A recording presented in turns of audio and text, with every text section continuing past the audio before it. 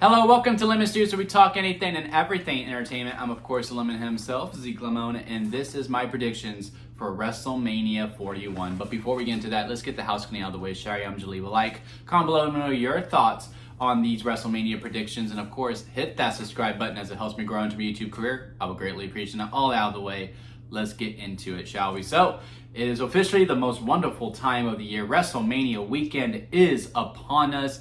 As of when this video is posted, WrestleMania 41 will be tomorrow, and we are recording this right before SmackDown. So, of course, we could probably get some angles that could maybe alter some of these predictions, but as of right now, I'm pretty confident. Well, not fully confident. There are some of them that I just can't call, which is one thing that I really liked about this build to WrestleMania. There's a lot of the matches here where I can't fully call who is going to get the W. There are some that are completely obvious, and we will talk about those as we are going. But as I was making, my predictions and, how I would book it and all that stuff, I'm just thinking, man, I'm thinking this, but they might be thinking this way. And I think that's the secret sauce when it comes to WrestleMania, where, you don't necessarily know how the ride is going to go. You're just going to allow yourself to go along for the ride. So yeah, right here I have my two lists, one for night one for night two, and basically as we go through it, I'm going to talk about the order of the matches, and then of course who I think is going to win the matches. So we will start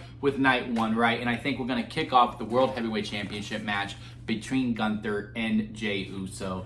A lot of controversy around this one online. Jey Uso doesn't deserve it, blah, blah, blah. Even though a year ago we were all like, yeah, Jey Uso should be the one to dethrone Roman Reigns' 1,000-day reign. But now all of a sudden, oh, no, he can't go with Gunther. He can't be a world champion. It's a really interesting thing with how much the night changes when it comes to the IWC, if you will. It makes me roll my eyes.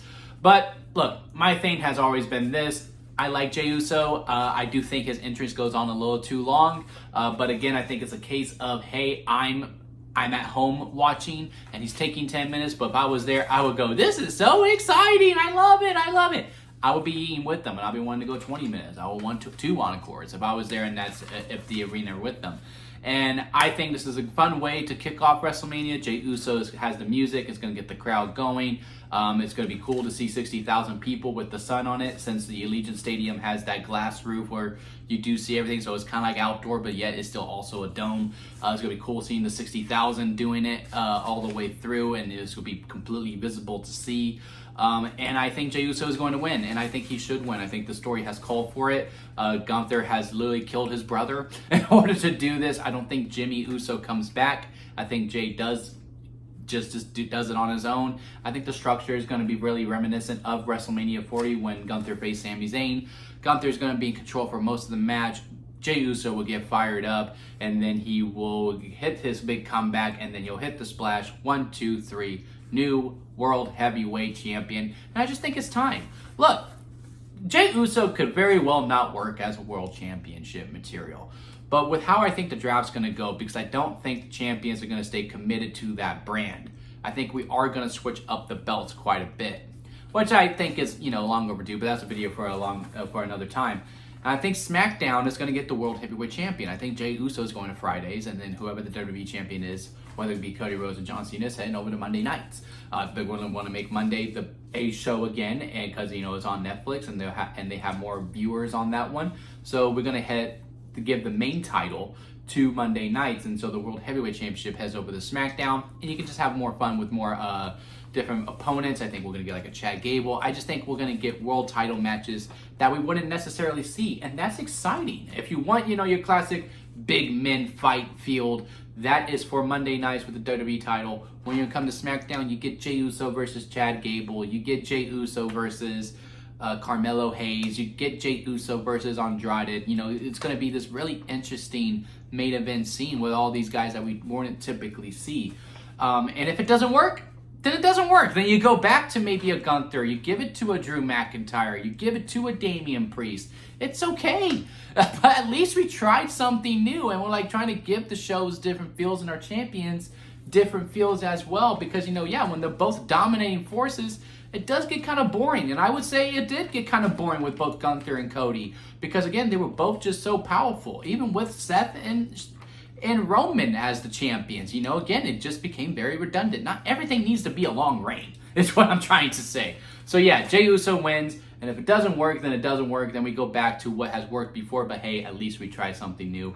In the 2 spot, I'm going to have the World Tag Team Championship match between the New Day and the War Raiders. Look, I mean, not much story is here, which is why I have it going in number 2. It'd be a nice little cool down. I hope they get enough time to really let them cook, as the younger generation will say. I think it will be a good match. I was actually talking to someone about this, where, this Mania, if you look at it on paper, you're like, yeah, it's going to be all good matches. It's just the builds haven't necessarily really been there. And you really felt that on the Go Home show for Raw too, when they just had different video promos backstage, talking about how they want to go to war or how they're going to win the titles. It just feels very, very sped up. But I do think the match is going to be fun. And I do think it is time for the New Day to take the titles back.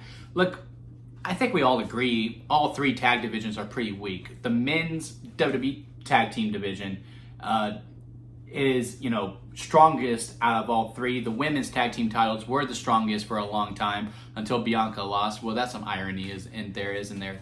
But yeah, now it's the men's one, and now they're putting that on SmackDown instead of Mania itself. Something got in my eye. Instead of Mania itself. That's a questionable decision, but maybe you say, well, the World Tag Team title needs it, so that it gives it some importance. But then, yeah, give it to the New Day, so there you can actually have some focus on it. And let's get all 3 tag divisions stronger heading into post-Mania season. I also think this is something with the Mania as well. Like, this is more of a season premiere as opposed to a season closer. So, yeah, maybe not go more than 7 minutes. Hopefully it goes 15. But, yeah, as long as the New Day wins the belts, I think we are heading into a much better future when it comes to the World Tag Team division and the Tag Team division just all around. And the 3 spot, I'm going to give it to the Blood Feud, Jade Cargill versus Naomi. Very surprised this isn't a stipulation, but I'm glad it isn't, because I do believe this is the first ever women's one-on-one match at WrestleMania that does not have a title involved or a stipulation involved, just a straight-up wrestling match. It's very, very cool to see. My only nervousness when it comes to this match is just unfortunately due to history. I know we're in the new WWE now. I'm worried that Jade is just gonna, squash Naomi in like 5 minutes, or this match ends in a DQ because Naomi has done such a great job that now we don't want to ruin her momentum completely. But we also don't want Jade Cargill to lose. Now, Jade did get pinned against Liv Morgan on this road to WrestleMania, but I just don't see them wanting to pin her again. Again, out of the work, no disrespect to Jade Cargill. Naomi has just really knocked it out of the park, being a heel, to the point where I am kind of pulling for her when we get to this match. So yeah, now I'm worried, again, just to history of how, WWE has treated the women's matches, let alone on WrestleMania. They're going to think, well, the moment is enough, so we're going to have Jade squash Naomi in 5 minutes, or wow, Naomi did a lot of great work, but we really don't want Jade to lose, and it ends in a DQ. And I just really hope that doesn't happen. But overall, my gut just tells me Jade's going to win, and it's going to be pretty one-sided, which really does hurt it for me when it comes to Naomi. I don't think it's going to ruin her momentum by any means. I do think Naomi deserves to win the world title now after this amazing work that she has put in, but I just don't see them, giving it not necessarily a 50-50 or hell, even a 75-25. I think it's going to be a 99-1 when it comes to this match. And Jade's going to win and then probably move on. Maybe we do Bianca versus her at Backlash in some way, shape, or form. It will be, it's going to be interesting to see. But yeah, as much as I love the build to this match, I am very nervous about the results. Heading into the 4th match, we're going to do the United States Championship, Jacob Fatu versus LA Knight. This is one of the ones that I don't really know how it's going to go. As for the first 3, I am very confident in my abilities. Jey Uso will win, the New Day will win, and Jade Cargill will win. This one, you could really go either way. LA Knight could hold on to the title with, the bloodline interfering. It just depends on what Solo Sikoa is doing at Mania. Will he be the opponent for Randy Orton? Who knows? But, if Solo Sikoa is going to be facing Orton, maybe you don't have Solo show up on night 1 because you save him for night 2. But yeah, if he's not, then yeah, Solo comes out and he costs Jacob the title in one way, shape, or form, because he can't hold a title, because then he outranks me and I need to be the highly ranked one, and then we get the Jacob Fatu versus Solo Sikoa feud heading into Backlash. Or they do help him, and Jacob's really upset about that, and that also causes the breakup within it? Or does Jacob just win? Either way, I don't see LA Knight winning cleanly if he is to hold on to the title. I do think if he is to hold on, there needs to be shenanigans involved. It just is what it is. But I think this is one where you can't go wrong either way. If LA Knight wins, great. Then, he gets to hold on to the title, and we know what his direction is. If Jacob Fatu wins, yeah, he very much deserves it. As for the winner, I really don't know. I am going to go that LA Knight holds on due to Solo Sikoa interfering to make sure that Jacob does not hold on to a title. And then we get the post-match angle with Jacob finally snapping and hitting Solo Sikoa with that moonsault. And then all is well. It's a pretty safe bet to go with, but again, that's just what my gut tells me. Heading into the 5 spot, I'm going to have Rey Mysterio versus El Grande Americano. Look, as sped up as this feud was, I'm really looking forward to it. I'm also looking forward to the crowd. I wonder if they're going to do the "That's Chad Gable, no it's not" chant throughout. That's going to be a lot of fun to see. The steel plate's going to get involved somehow. As for this one, I'm pretty sure the winner will be Rey Mysterio.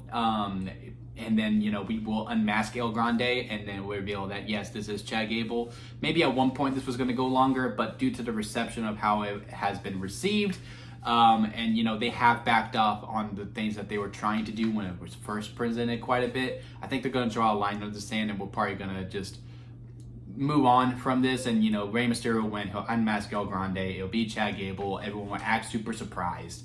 And then we will move on to whatever they do next. Hopefully they get a lot of time. That's the main thing that I'm really worried about, is that they won't get the time that they deserve. Because Chad Gable versus Rey Mysterio could be, a match of the weekend if it's given the time. Hopefully it goes 20, but we're looking at maybe 15 at best, and likely it's probably going to be only 10. But yeah, Rey Mysterio wins, unmask El Grande, and then we move on. In the 6th spot, I'm going to give it to the shoot match. WWE Women's Championship, Tiffany Stratton versus Charlotte Flair.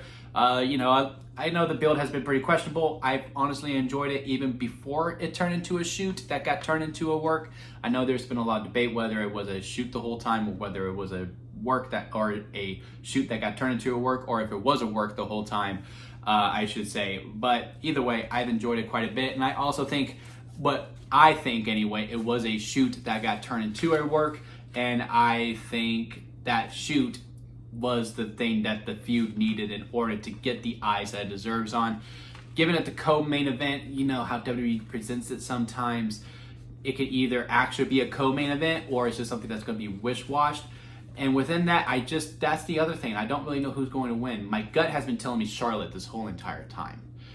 Because I do think Charlotte wins, and then you keep them separate. You basically do what we did with Cody Rhodes for the past 2 years. He loses, or she loses. You keep them on different brands. Maybe she wins the mid-card title, and Tiffany anyway wins the mid-card title to keep her occupied. She wins the Rumble. Tiffany Stratton wins the 2026 Royal Rumble, and then she challenges Charlotte Flair for the rematch, and then that's where she gets her win back after she gets a proper full year as a baby face. But now with everything that's happened, again, I don't really know what's going on behind the scenes. Maybe we draw a line under it. From what I understand, Charlotte is more in trouble than Tiffany, and if that's the case, the Tiffany goes over. But I am going to stick with my gut, and I am going to say, look, because I do think after, they were just so disrespectful to each other in some rightful ways and some wrong ways, it has gotten the eyes on it, and I do think they found a respect within each other after being disrespectful to each other. And within that, I do think we're going to make some magic. I think both parties are going to get special entrances. It'll be interesting if they both wear pink. And I think the match will be fun. I mean, they're both very, very talented. Like I said, what the story that they were trying to portray is, one of the same. The younger version is Tiffany Stratton, and the now is Charlotte. Is this going to be a passing of the torch? Not yet. I do think Charlotte Flair does get the win here. And then, we move on. And then maybe Tiffany, I don't see it going into Backlash. Again, I think they stay far away from each other for a year, or Tiffany does get a full year under her belt, and then she properly beats Charlotte the second time around. That's just how I would do it.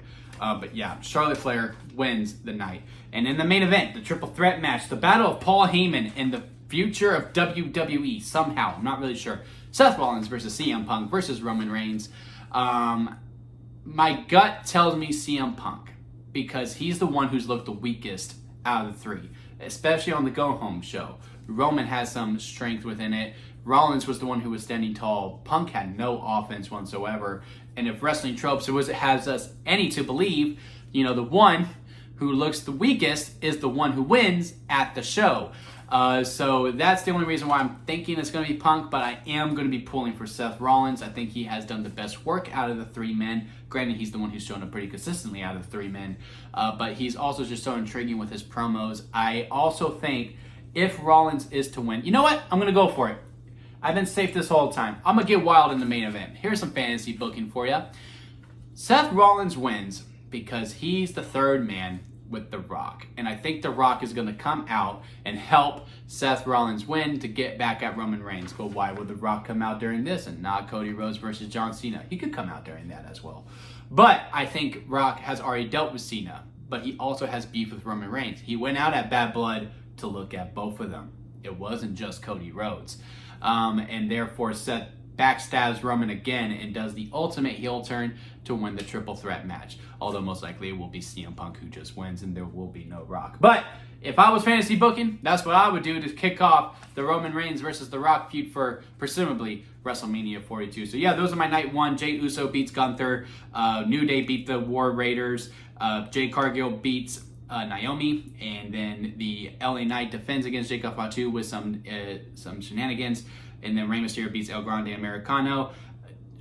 Charlotte Flair beats Tiffany Stratton, and of course, wanting Seth Rollins to win with my crazy booking, but likely it will be CM Punk who wins just in a fine match. Maybe Paul Heyman leaves back with Roman Reigns afterwards. They reconcile. There's going to be some cinema moments within it.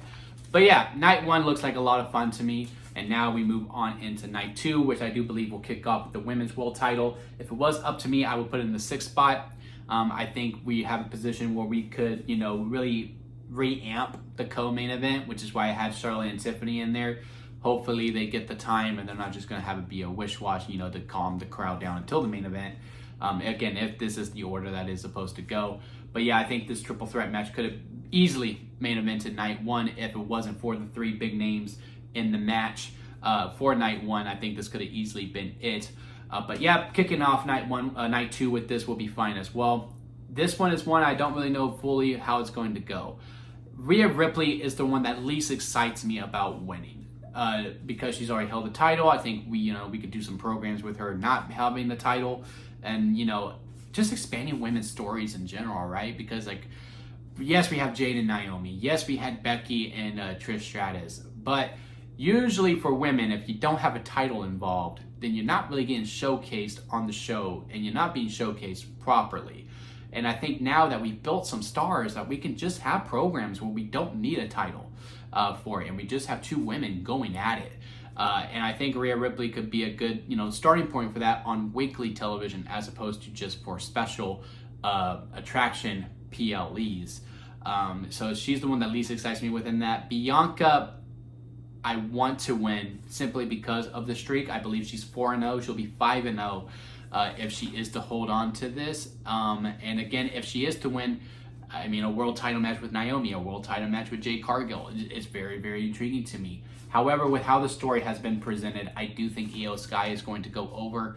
You can't just have a story where, you keep overlooking someone and then that person loses, because then, you had a right to overlook them. And I think that's the lesson here. Is look, y'all were so occupied with each other, Rhea and Bianca, that Io just came up and snuck one over. But that also fits within the story as well.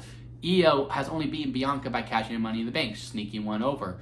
Io, on the main roster anyway, I know she has never lost to Rhea Ripley, but she only beat Rhea Ripley because Rhea Ripley lost focus on Bianca, and was focused on Bianca as opposed to her opponent, and that's why we're in the position that we are in. So yeah, I just think the story has been really there the whole entire time. Io Sky is going over at the granddaddy of them all, and I think that is fine. I have learned to accept that. But again, I would like Bianca to win because I do think Mania just needs a streak. I just think Mania has missed that feeling of, it's time for someone to defend their streak.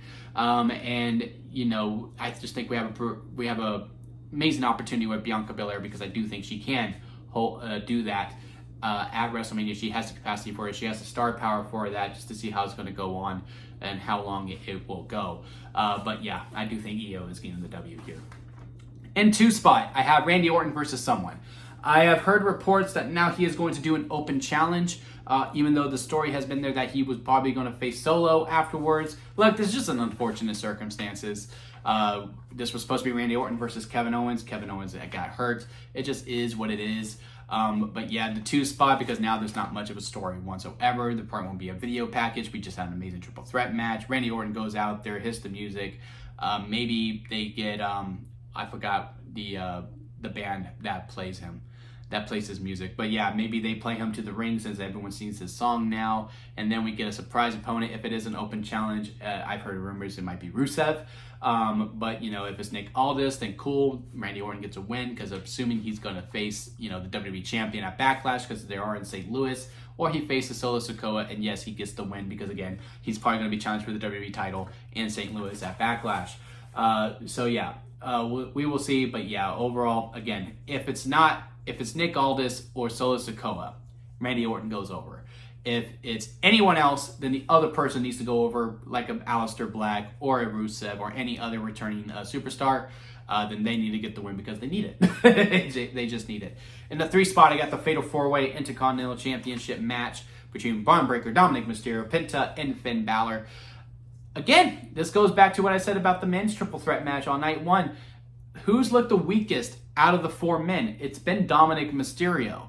And therefore, I do think Dominic Mysterio is winning. And he is going to pin Finn Balor to do that, to finally break up the Judgment Day. We have been teasing this breakup for so long. We just need to get it over with at this point. Finn Balor can go face. And then we also have a lot of catalysts for different storylines as well. You could do Dom versus Braun. You could do Dom versus Penta. You could do Dom versus Finn. Maybe we get another member added to Judgment Day. You know, like, okay, yeah, we removed Finn so we can get someone else. And then, you know, Dom has a new group, or the Judgment Day 3.0 members. And then, you know, he has constant help. Big Man, maybe. It'd be crazy if it was Omos. Could you imagine Omos coming out to help Dominic? I think there's some fun within that. I just pulled Omos out of my head, but now I'm like super sold to it. I'm gonna text my friends and see what they think about it. But yeah, Dominic wins by betraying Balor, even though it's a fatal 4-way, pinning him. Maybe this is the surprise roll-up match. 1, 2, 3, he gets the win, or maybe, you know, someone else comes out to help, and Dom's like, hey, I got help, and then they attack Finn Balor. Dominic gets the 3 count. Either way, I do think it's time. I think he's earned it, and I think it'll be a lot of fun. And again, he doesn't need to hold the title for long. Again, not everyone needs to be a champion for 500 plus days. Dominic can get away with a short title reign, and it will be fine if he were to do that. But yeah, I do think he deserves the strap in the moment at WrestleMania. In the 4th spot, I got the Sin City Street Fight, Drew McIntyre versus Damian Priest. I think this is one I really don't know fully either. My gut says Drew McIntyre. I think he deserves the win overall. But Damian Priest has done great work as well. They're going to tear down the ring. It'd be cool if we do a broken ring spot, but, you know, the barricade's going to break. You know, announce table is going to break, because, you know, they're going to have the Spanish announce table too. Maybe some blood. There's going to be weapons. It's going to be a lot of fun. But yeah, my gut overall tells me Drew McIntyre wins. This was also a really good feud heading into it. And to me, this is also under the radar for maybe winning the weekend for best match overall. Because again, both of these people are very, very talented. They both had great 2024s. They're also both great, off to a great 2025. And again, now they're going to smash it out of the park at the granddaddy of them all. And I am really much looking forward to it. In the 5 spot, I got the WWE Women's. Actually, no, I'm going to flip it. In the 5 spot, I'm going to have AJ Styles versus Logan Paul. I was thinking about, you know, night 2 going, you know, title match, not title match, title match, not title match, title match, not title match. But now I don't think that, because AJ Styles versus Logan Paul in the 5 spot, they're going to give him time because, you know, they like Logan Paul. And I think this is also in contention for best match of the weekend. This was also another match where, you know, build didn't mean shit. It's all about the destination, not about the journey. And I think, you know, that's fine when it comes to these two. As for who wins, on Monday it was interesting because AJ beat Karrion Kross. And you would assume Karrion Kross inserts himself into the match some way, shape, or form. And if he does, then Logan Paul wins. But if not, then AJ Styles wins, because then Logan stood tall heading into Mania. And like I said, if you stand tall before the show, you lose at the show. So they did a great job of making me not fully being able to call it, but with how much Karrion Kross has been involved within the storyline, I cannot see him not being a part of it. So therefore, he comes out and he does help Logan Paul win. And then we have AJ Styles versus Karrion Kross coming out on the other side of it, which, you know, I'm all down for. I think Karrion Kross has finally found his footing on the main roster. It just took him some time to get it. But yeah, as much as it pains me to say, Logan Paul beats AJ Styles. But again, if Karrion Kross doesn't come out, then I do not see how Logan Paul beats AJ at WrestleMania, which means now my 6th spot is the women's tag team title match, Lyra Valkyria and Bayley versus Liv Morgan and Raquel. I've already talked about how my displeasure within this match, not necessarily with the women involved. It's just that the IC title, the IC champion should not be going for another title. They should only be focused on defending their title. And I do think the women's mid-card title should be defended as well, as much as the men's mid-card titles be defended at WrestleMania. I also just think at WrestleMania, every title should be defended one way or the other. I mean, it's your biggest show of the year. If you're a champion, you should automatically have your ticket punched to WrestleMania. That's just how I see it. And then you have some of the big blood feuds headed out the card. Like, sure, that makes it 16 matches, but it's WrestleMania and it's 2 nights, 8 matches each. To me, I think it's completely fine. But yeah, I mean, the women involved, there's no way the match is not good. The match is going to be good. It's just, obviously, Liv and Raquel are going to win. I think this is one of the obvious ones.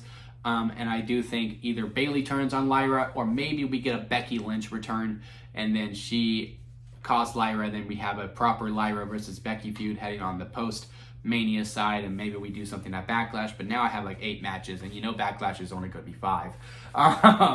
But yeah, I think we have a lot of opportunities here. And again, after this, we just continue to build the tag division and make the tag division much more serious heading on to it. But yeah, Liv and Raquel hang on to the titles. I think this one is pretty obvious. Which brings us to the main event. John Cena versus Cody Rhodes for the WWE title. Heel Cena going for his 17th title reign. For the longest time possible, I have been saying I think it's much more interesting for Cena to lose than he is to win. Because with Cena turning heel, you have the opportunity to tell the most John Cena story ever. Which is, you shouldn't change on your morals, right? Him saying, oh, it's the fans' fault and all that stuff. I think it really more comes down to that he is just so desperate to get it. With how he comes out and the crowd's booing him, and then he's going to leave, and then the crowd boos him again, and then he stays because he's mad at them, but he doesn't necessarily hate them. And with him losing and realizing, oh, I changed everything about me, and it still wasn't the right thing to do, and it still wasn't get me to what I wanted, then, you have, these doubts in him, and then, you just slowly start to turn him back to face, because there's no way he stays heel by the time we get to the finale, right, in December. You have to turn him face again at some point. I would assume, presumably, at SummerSlam is when he finally does turn completely back to the John Cena that we know and love. And then in the second half, through hustle, loyalty, and respect, because he made such a big mistake, he does finally win the 17 title. And then he just vacates it. I think that's a much more interesting story. But someone has convinced me that you can still tell that story with him winning the belt, has all this greed, has all this luxury, and then he loses it at SummerSlam, and then you can do the final match without the belt. So I could really go either way. If Cody wins, great. If Cena wins, great. I do think with how the story has been presented, again, we'll see what happens later tonight on SmackDown, since Cena will be on the show. If Cena stands tall, then, it's even field, and then maybe Cody Rhodes can win. But as of right now, since Cody Rhodes did the crossroads on Cena, and Cena was out on the ground, and Cody stood tall, Cena's winning. And it is what it is. And then that's how WrestleMania ends, and also a good contrast to, how we started the weekend with Jey Uso winning, and then the bad guy closes out the whole entire show. So yeah, those are my predictions on WrestleMania for night. We already did night 1 again, but for night 2, Io Sky goes over on the triple threat match, depending on who the opponent is for the Randy Orton match. If it's a Nick Aldis or Solo Sikoa, Orton goes over. If it's anyone else for a surprise return, then they go over. During the Fatal 4-Way, I got Dominic Mysterio going over by Big Time Crook. Drew McIntyre goes over Damian Priest. Logan Paul goes over AJ Styles, assuming Karrion Kross gets involved. If he doesn't, then AJ goes over. Liv Morgan and Raquel Rodriguez easily retain the titles. And then I will say John Cena wins the 17 title, even though everything has been telling me that Cody Rhodes should hold on to it. But, you know, it is what it is. I went with my gut with the Charlotte Flair match. So we're going to go the other way for the Cody Rhodes match to see if there's any balance to it. But yeah, let me know what y'all's predictions are when it comes to WrestleMania. Comment below, let me know your predictions. Leave a like if you made it this far within the video. I do greatly appreciate it. Hit that subscribe button, as we'll be covering WrestleMania and everything in the SmackDown before and the Raw after, and all of the Mondays and Friday shows and other PLEs moving forward. And until next time, guys, I'll see you here at Lemon Studios.